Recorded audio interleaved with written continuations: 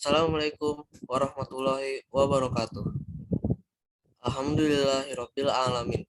Wassalatu wassalam ala asrofil anbiya'i wa mursalin wa ala alihi washabihi ajmain amma ba'd. Pertama yang paling utama, mari kita panjatkan puji syukur kehadirat Allah Subhanahu wa taala yang telah memberikan nikmat berupa kesehatan sehingga kita masih bisa berkumpul dalam Zoom ini. Salawat serta salam kita berikan kepada Nabi besar Muhammad Sallallahu Alaihi Wasallam yang telah membawa kita dari zaman jahiliyah menuju zaman yang penuh ilmu pengetahuan seperti sekarang ini. Izinkan kami untuk memperkenalkan diri. Saya Muhammad Zainal Banjari beserta rekan saya. Saya Naila Safrina. Izinkan kami untuk mempresentasikan tentang strategi dakwah Rasulullah SAW di Madinah. Sebelumnya, saya ingin menjelaskan bahwa dakwah Rasulullah di Madinah ini adalah masa di mana umat Islam berkembang dengan pesatnya dan pengikutnya terus-menerus bertambah. Rasulullah Shallallahu Alaihi Wasallam mulai membentuk suatu masyarakat Islam yang berkedaulatan. Karena itu, timbullah keperluan untuk membentuk syariat dan peraturan-peraturan bagi masyarakat untuk mengatur hubungan antara anggota masyarakat satu sama lain. Nah, karena itu Rasulullah juga membentuk strategi untuk dakwah Rasulullah di Madinah. Strategi yang pertama dilakukan oleh Rasulullah di Madinah yaitu Rasulullah mendirikan tempat ibadah yang kemudian diberi nama Masjid Nabawi. Nah, di tempat inilah dakwah Rasulullah dimulai, yaitu dengan melakukan sholat berjamaah, pengenalan dan penanaman ibadah mahdoh, muamalah, dan kegiatan-kegiatan keagamaan lainnya, sehingga wilayah di sekitar masjid juga menjadi ramai. Kemudian Rasulullah juga membangun jalan raya di sekitar masjid dan jembatan-jembatan untuk menghubungkan tempat wilayah satu dengan wilayah lainnya, sehingga interaksi masyarakat semakin luas dan lama-kelamaan wilayah sekitar masjid menjadi pusat kota dan pemukiman. Pesatnya pembangunan kota Madinah juga menyebabkan adanya migrasi dari tempat lain, sehingga Madinah menjadi kota terbesar di Jazirah Arab, dan masyarakat Muslim mulai berkembang besar.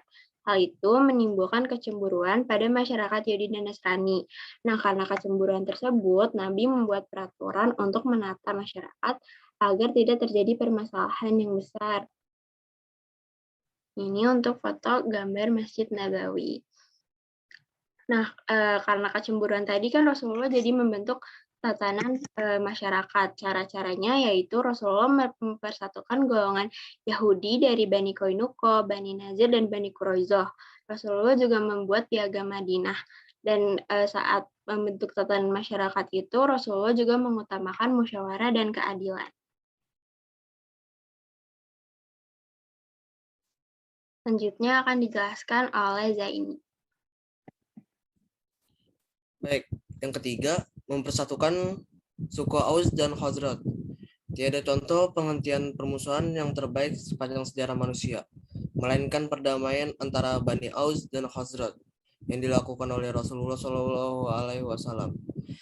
Begitu suksesnya hingga mampu mensaudarakan orang-orang yang sebelumnya saling membunuh. Jangankan terjadi pertengkaran pun tidak pernah terjadi lagi hingga saat ini. Dua suku yang sering bertikai ini disatukan untuk kemudian mereka melebur menjadi kaum Ansor yang menolong hijrahnya Rasulullah Shallallahu Alaihi Wasallam untuk memperkuat persatuan di antara mereka dan dengan suku-suku lain yang berada di Madinah. Yang keempat, mempersaudarakan kaum Muhajirin dan Ansor. Di samping membangun masjid sebagai pusat perkumpulan dan persatuan, Rasulullah Shallallahu Alaihi Wasallam juga melakukan langkah lain yang merupakan sesuatu yang paling indah yang pernah ditorehkan dalam sejarah, yaitu mempersaudarakan kaum Muhajirin dan kaum Ansor. Persaudaraan berdasarkan agama yang menggantikan persaudaraan yang berdasarkan darah, sehingga suasana menjadi lebih damai dan aman. Ketika berhijrah ke Madinah, banyak kaum muslimin Makkah yang menderita kemiskinan karena meninggalkan harta kekayaannya untuk tinggal di Mekah. Untuk mengatasi hal tersebut, Nabi Muhammad SAW mengikat persaudaraan baru antara kaum Muhajirin dan Ansor. Sebagai misalnya, Abu Bakar As-Siddiq dibersaudarakan dengan Kharijah bin Zuhair, Ja'far ibnu Abi Thalib dengan Muaz ibnu Jabal, dan lain sebagainya. Selanjutnya dilanjutkan oleh Naila. Nah, Rasulullah juga menanamkan nilai-nilai moral kepada masyarakat Madinah. Nah, hal-hal yang diajarkan itu antara lain Rasulullah mengajarkan berakhlak baik sesuai tauhid, mengajarkan ibadah dan ketaatan, adab kasih sayang dan bersaudara, mengajarkan pendidikan dan perilaku mulia, serta Rasulullah juga mengajarkan masyarakat untuk menjunjung keagungan dan kemuliaan.